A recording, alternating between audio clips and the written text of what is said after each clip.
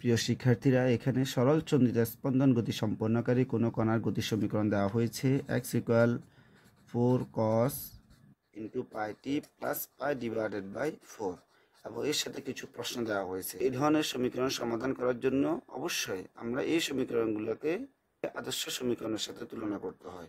আদর্শ সমীকরণ হিসেবে আমাদের জানা আছে x = a sin ωt + del x এবং x = a cos ωt plus ডেল।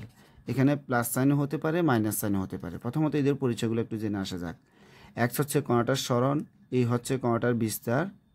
এখানে একটু বলে রাখি, কণার সরণের সর্বোচ্চ মান যেটা সেটাকে বলা হয় বিস্তার, এবং ওমেগা হচ্ছে কৌণিক কম্পাঙ্ক, টি হচ্ছে সময়, ডেলকে বলা হয় আদিদশা। আর এই পুরো জিনিসটাকে বলা হয় ওমেগা টি প্লাস ডেল। ডেলকে বলা হয় আদিদশা, ওমেগা টি প্লাস ডেল পুরোটাকে বলা হয় শুধুমাত্র দশা। এবং এখানে আরেকটা কথা বলা হয়েছে, এখানে যে কোয়ান্টিটিগুলো আছে বিস্তার, সরণ, সময়, সবগুলোর একক হচ্ছে এস এককে প্রকাশিত। সো প্রথমত বলছে কণাটার বিস্তার নির্ণয় করতে। এখানে বিস্তার বলা হয়েছে, একে বলা হয়েছে বিস্তার। সো এখানে বিস্তার হবে 4। বিস্তার এ ইকুয়াল, তুলনা করলে আমরা বলতে পারি এখানে এ হচ্ছে বিস্তার, এখানে এ মানে হচ্ছে 4, বিস্তার হচ্ছে 4। দ্বিতীয়ত বলা হয়েছে কণাটির কম্পাঙ্ক নির্ণয় করতে, কৌণিক কম্পাঙ্ক নির্ণয় করতে বলে নাই। এখানে ওমেগা হচ্ছে কৌণিক কম্পাঙ্ক, কিন্তু আমাদেরকে বলছে কম্পাঙ্ক নির্ণয় করতে। সো আমরা একটা জিনিস মনে রাখবো, ওমেগা ইকুয়াল √k/m এবং ওমেগা ইকুয়াল টু আবার জানা আছে 2π / T। টি হচ্ছে পর্যায়কাল এবং omega equal to 2π × f। f equal to আমরা জানি 1/t। তাহলে আমরা এখান থেকে যদি কৌণিক কম্পাঙ্কের মানটা বের করতে পারি, সে কৌণিক কম্পাঙ্ক থেকে আমরা কম্পাঙ্কটা বের করতে পারবো। এফকে বলা হয় শুধুমাত্র কম্পাঙ্ক। সো কৌণিক কম্পাঙ্ক হবে, টাইমের সাথে আছে কৌণিক কম্পাঙ্ক আদর্শ সমীকরণে, এখানে টাইমের সাথে আছে pi. So omega equal to লেখা যাবে পাই। আবার omega equal to 2π × f equal to পাই।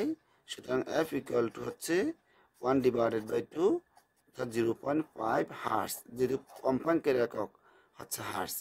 এরপর বলা হয়েছে পর্যায়কাল নির্ণয় করতে। পর্যায়কালের সমীকরণ আমরা জানি f equal 1/, পর্যায়কাল f equal 1/t।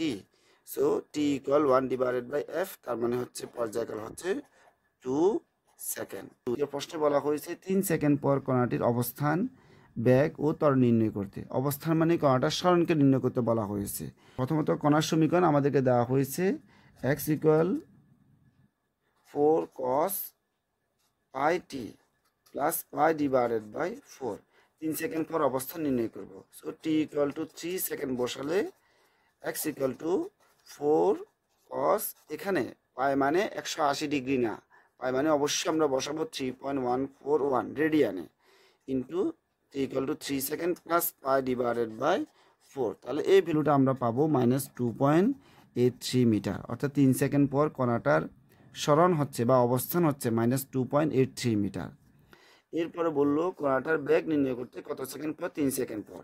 আমাদের জানা আছে সরণকে যদি সময়ের সাপেক্ষে একবার ডিফারেন্সিয়েশন করা হয়, অন্তরীকরণ করা হয়, তাহলে বেগ পাওয়া যায়, বা সেই বেগকে আবার ডিফারেন্সিয়েশন করলে আমরা ত্বরণ পাবো। সো কণাটার বেগ নির্ণয় করার জন্য প্রথমে যে সরণের সমীকরণটা দেওয়া হয়েছে সেটাকে সময়ের সাপেক্ষে ডিফারেন্সিয়েশন করব। তাহলে বেগ v equal to dx/dt। So এটাকে যদি আমরা ডিফারেন্সিয়েশন করি ddt, and then x equal to হচ্ছে 4 cos πt প্লাস π / 4। এখানে আসবে কত? -4 π sin πt প্লাস π / 4। এখন এখানে বেগ নির্ণয় করার জন্য v ইকুয়াল টু -4 × 3.141 সাইন, যেহেতু 3 সেকেন্ড পর বলছে, 3 সেকেন্ড পর সাইন 3.141 × 3 প্লাস π / 4। তাহলে এখানে যে ভ্যালুটা পাওয়া যাবে সেটা হচ্ছে 8.87 মিটার পার সেকেন্ড। অর্থাৎ 3 সেকেন্ড পর কণাটার বেগ হচ্ছে 8.87 মিটার পার সেকেন্ড। এরপর আবার বলছে 3 সেকেন্ড পর কণাটার ত্বরণ নির্ণয় করতে। তাহলে আমরা এই সমীকরণটাকে আবার বেগের যে সমীকরণটা আমরা পেয়েছি এই সমীকরণটাকে সময় সাপেক্ষে আরেকবার ডিফারেন্সিয়েশন করতে হবে। সো ত্বরণের জন্য কি করতে হবে, ত্বরণ এ ইকুয়াল টু আমরা লিখতে পারবো dv divided by dt. Dv divide by dt করা হলে ddt and then v equal to কত, -4 pi sine pi t plus pi divided by 4। এটাকে যদি ডিফারেন্সিয়েশন করা হয় তাহলে এখান থেকে লেখা যাবে -4 pi square cos pi t plus pi divided by 4। T equal to 3 second যদি বসানো হয়, টি ইকুয়াল টু 3 সেকেন্ড বসানো হলে এখান থেকে যে ভ্যালুটা পাওয়া যাবে সেটা এ ইকুয়াল টু পাওয়া যাবে 27.96 মিটার পার সেকেন্ড স্কোয়ার। এটা হচ্ছে 3 সেকেন্ড পর কণাটার ত্বরণ। 3 নম্বর কোশ্চেন আমাদেরকে বলা হয়েছে 2 সেকেন্ড পর কণাটির দশা নির্ণয় করতে হবে। আদর্শ সমীকরণের ক্ষেত্রে আমাদের জানা আছে x equal to A sine অথবা কস হতে পারে ওমেগা টি প্লাস ডেল। এখানে ডেলকে বলা হয় আদি দশা, ওমেগা টি প্লাস ডেলকে বলা হয় দশা। ওমেগা টি প্লাস ডেল পুরোটাকে বলা হয় দশা এবং ডেলকে বলা হয় শুধুমাত্র আদি দশা। সো এখানে আমাদের সমীকরণ কি, x equal to 4 cos pi t plus pi divided by 4। তাহলে এখানে দশা কোনটা, দশা হচ্ছে pi t plus pi divide by 4। এটা যদি পাই দেওয়া লেখা হয় pi equal to pi t plus pi divided by 4।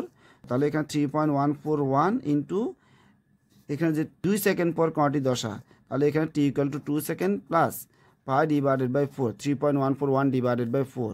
এটা করলে যে ভ্যালু আসবে সেটা হচ্ছে 7.06725 রেডিয়ান। এটা হচ্ছে 2 সেকেন্ড পর কণাটির দশার মান। 4 নম্বর প্রশ্ন খুবই গুরুত্বপূর্ণ, বলছে কণাটির সরণ বনাম সময়ের লেখচিত্র অঙ্কন করতে।